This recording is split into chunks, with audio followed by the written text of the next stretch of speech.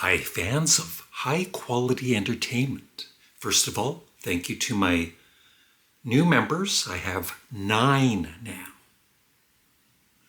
And one thing I'm going to try and do with members that are interested, I'm posting some older videos that I don't think anybody's seen, at least for a few years. I don't know if that's a bonus or not. This video is about my CD collection once again, but there are certain artists in my collection that year after year after year, even if there's more than one album by the artist, I never play the albums. But I never have the urge to, sell them, at a pawn shop or whatever and get money for them and buy other stuff. Because I think for all of these artists, except maybe one, I always want them in my collection. And, at some point, some year, I will play the albums again. But I would say for a lot of these, I haven't played them in years. So let's start with, this is an artist that I would say about 4 years ago I was really getting into, and I was buying his albums. I probably had about 15 of his albums or more. And then it just for me, it might be different for you, but if you dislike an artist, their personality or whatever, it's really hard, at least for me, to enjoy their music. So the artist I'm talking about to start this artist, and these aren't ranked or anything, but 12 artists, this is the first one, Van Morrison. And this was the first album that really got me hooked on Van Morrison. And I still love it today, but I haven't played this in probably 2-3 years. And I even tried to sell this at one point a couple of months ago, but I guess Chumley saw scratches or something, but it looks okay to me. Maybe a little scruff mark there, but it plays fine. But anyway, yeah, he didn't want it, and so I've still got it. And I do love the album, and I will play it again. But I'm just Van Morrison just turned me off with his, some of his recent albums, like with songs like Stay Off of Facebook and just, political kind of crap. And it just completely turned me off of Van Morrison.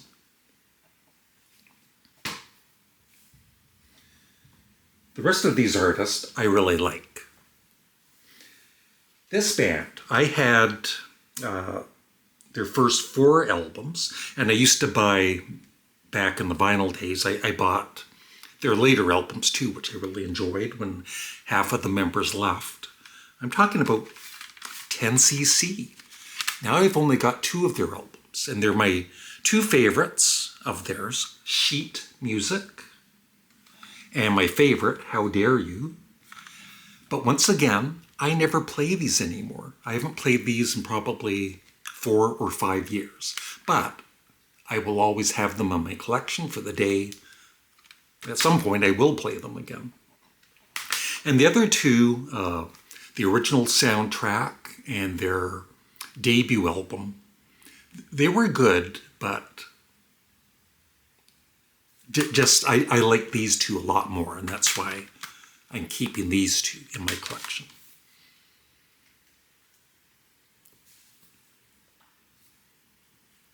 Now for some Canadian content.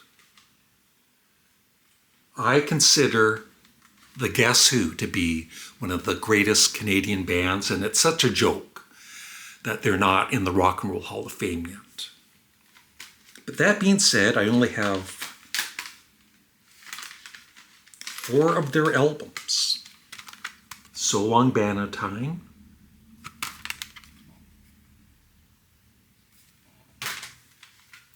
Share the Land, Rockin', and American Woman. And these are all seriously great albums. And, you know, in the past, I played them so much, you know, especially the vinyl days. But I haven't played these in probably 5 years. But I'm always going to keep them in my collection because it's the friggin' Guess Who. And they are a great band, and they made great albums, not just singles. Maybe I'll play one of these tonight, who knows. Now, I have played this artist recently, but I wanted to include him because, once again, his 2 albums that I have sat in my collection probably for a good 5 years until I just played one of them recently. And these are so good. I definitely need to play them more. Joe Cocker, and With a Little Help from My Friends. And I definitely want to get his 3rd album, which was self-titled in Canada and the United States, and Something to Say in the UK.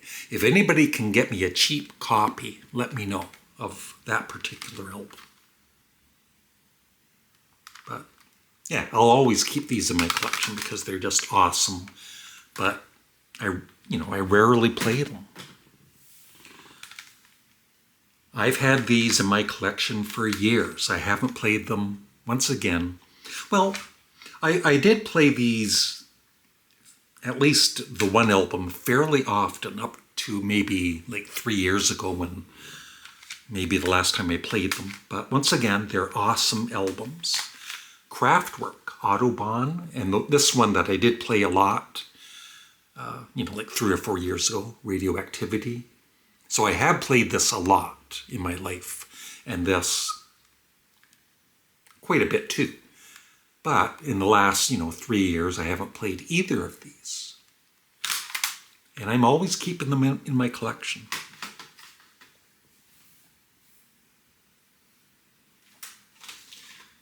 This is a band from the 60s that I mention once in a while, and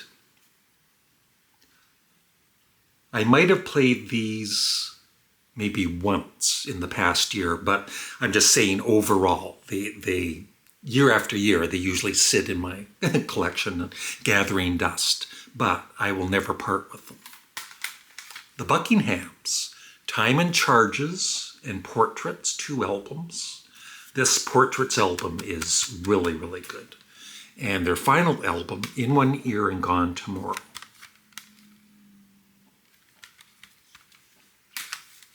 And, I know these albums very well. And maybe that's, there's other stuff that just more interests me more these days. But still, these are excellent albums, all 3. I'll never part with them. Another awesome band, and I rarely play these albums, but I'll always have them in my collection. The Sensational Alex Harvey Band, these are 2-fers. So this is Framed, and Next. I haven't played these in 4 or 5 years. And my favorite, The Impossible Dream, and Tomorrow Belongs to Me. Haven't played in years. The Sensational Alex Harvey Band, the 1974 unreleased album Hot City, which is the original recording of The Impossible Dream. And it's excellent. Haven't played it in like 5 years. SAHB Stories, which is this one. And Rock Drill.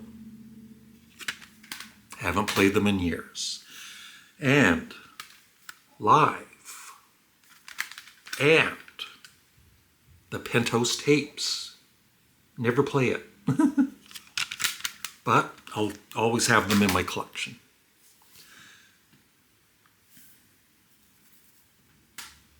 Five to Go. this band. And Robert's on My Turntable has all 3 albums also. I think they're great, especially their 3rd album. It is the band Deaf School. I never play these albums anymore, but like I said, I know them very well, and they are great, and I'll always keep them in my collection.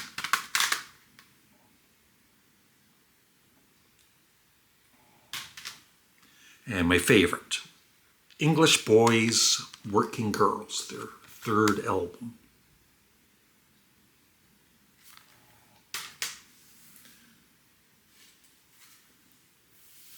This album, I might have played it maybe once a couple of years ago, but you know, for all of these, I'm just saying in the last 5 years, I might have played some of these albums once. That's about it. And most of them never in the last 5 months. So this is Monks. They only released 1 album, Black Monk Time, 1966. It is an awesome, I feel it's one of the first real punk albums, and it's really good.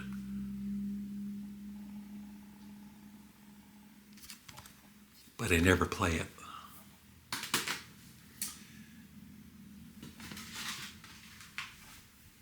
How about Sly and the Family Stone? I've got their album Life, which I haven't played in 4 or 5 years. And I've got this compilation, The Essential, basically almost everything by Sly and the Family Stone. Excellent compilation, but once again, I haven't played this in at least 4 or 5 years. But I'm keeping it.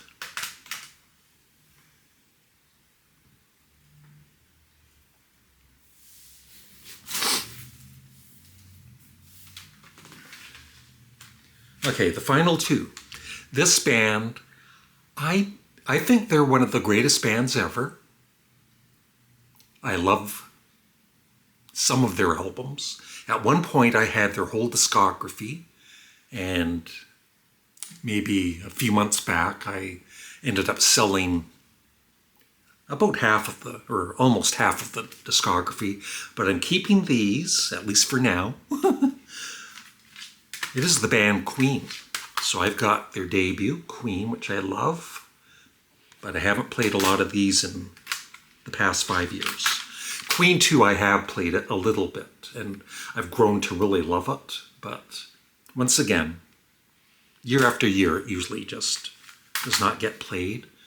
Queen, Sheer Heart Attack, which is great. Another one of my favorites, Innuendo. Haven't played this in 3 or 4 years. A Night at the Opera. Never play it. A Day at the Races. Never play it. Another one of my favorites, but I never play it. Jazz. And then Queen, News of the World, and The Game. Yeah, the later albums, like The Works. So, well, maybe it wasn't more than half, but there's a few that I did sell, and because I knew I would never play them in the future. These, at some point, I think I will play again. And the final one is a band. Once again, I had their whole discography, and now I've got about half of it. And it's all I need, but I don't think I'll ever part with any of these. It is the band Genesis. A Trick of the Tail.